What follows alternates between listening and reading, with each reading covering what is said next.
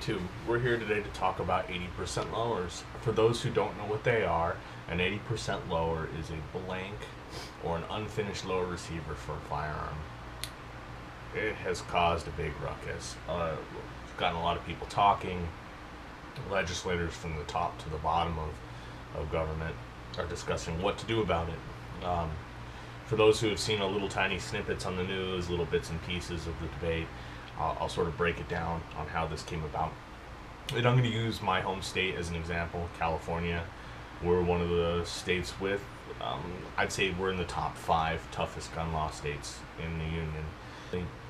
It started out because in this state, the AR platform, this is the AR10, the AR15, the M4 variant.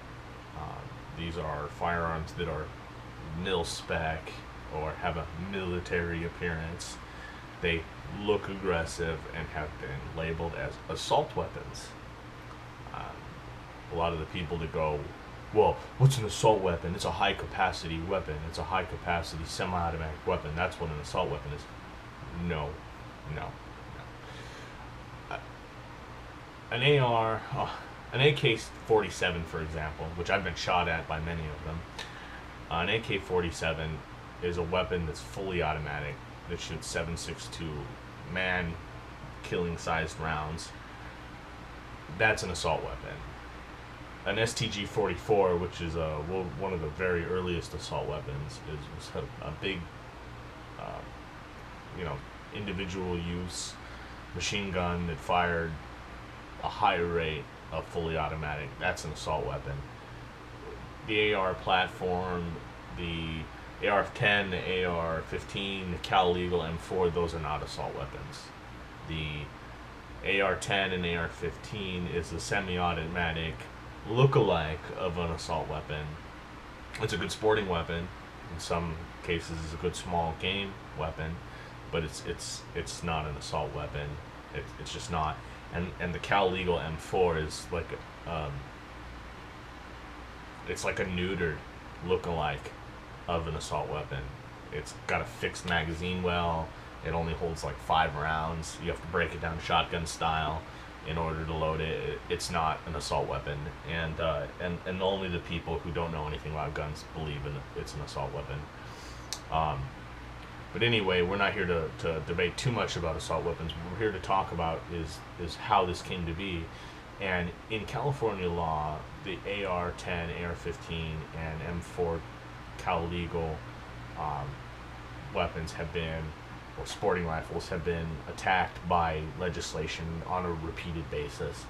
And they become illegal to own, and the ones you have are grandfathered, and then the law lapses and doesn't pass for an extension, and they become legal again, and then a bunch of people buy them up, and the price gets crazy, and then it becomes illegal again because they get the law passed again because, well, this is a left state, and then the law lapses, and I've watched this happen 3 times in my short 31 years of being alive. It seems to happen every 7 to 10 years or so, and the same is true of like the Glock full-size high-cap mags, which my father is an owner of an original grandfathered from when I was like 12, and it's become legal and illegal multiple times throughout my time shooting and being aware of laws here. Basically, everybody got really tired of this, so somebody looked through the federal law and they realized that as U.S. citizens, we have the right to build our own weapons. There are certain criteria that one must follow in order to do this, but it is legal for us to own and maintain our own weapons that are not registered with the federal government. The criteria for this is you must be of the proper age in your state, you must not be a felon, you must not be under indictment, you must be a U.S. citizen. In other words, you must be eligible to legally obtain a firearm as if you were going to go to a gun store. And if that is the case, then you can build your own firearm for home use. And you don't have to register it. This has caused a lot of hubbub. It really has. And so everybody started making these 80% lowers. And because the federal government and ATF does not define an 80% lower as a firearm. It's just a blank. It's a hunk of steel or a hunk of aluminum. And that spawned the gun printing, 3D printed guns, which are not really viable yet. They break. And the ATF jumped in on that and made a determination, and they outlawed, as from my understanding, the printing of 3D plastic lowers. Oh well, it's an inferior sort of material anyway, especially when aluminum is so cheap. And so what these companies do is they produce these lower receivers. It's a blank receiver that's 80% completed, meaning the machining is 80% complete. It's a bare receiver. There's no parts on it. It still needs tons of work. All it is basically like the frame of a car. That's it. It's like buying the frame of a car. That's like 80% done being built, and then you have to finish building the rest of the frame, and then you have to put everything else on it, including the body and axles, engine, etc., etc., etc. And according to law, it's legal for us to own these. So recently, I came across a trade where I could get rid of something I really didn't want that much for something that could be of use to me, that was of comparable value, and that was two 80% lower receivers for AR15s. That's the 223 or 5.56 variant, and it would get rid of something that was taking up space at somebody else's property, basically at my parents' place. And so I thought to myself, well, heck, this is my opportunity to build a gun. I've always wanted to do it. I've always been interested in gunsmithing. This is my excuse to start. This is my way to get it done. And so I decided that I would go ahead with that trade. So I got a hold of these two lower receivers, and I only am interested in building one, so I thought to myself, I'm going to have to offload one and then use the money towards building it. And obviously it's still going to take me much more money than that, but I gave a ring to my buddy Paul, who is a big gun enthusiast, as well as another former military guy and a lifelong friend of mine. And he said, well, heck, hook me up with one of these lowers, and I'll hook you up with some parts. And so that's what we're doing. And here's the 80% lower that I have. As you can see, it's got a slightly different mag well profile. It's got a Magpul style trigger guard. It's got some design features on the leading edge of the mag well. And like all other 80% lowers, the area for the trigger mechanism, the trigger group, is not machined. So I'm obviously going to have to get a hold of a jig.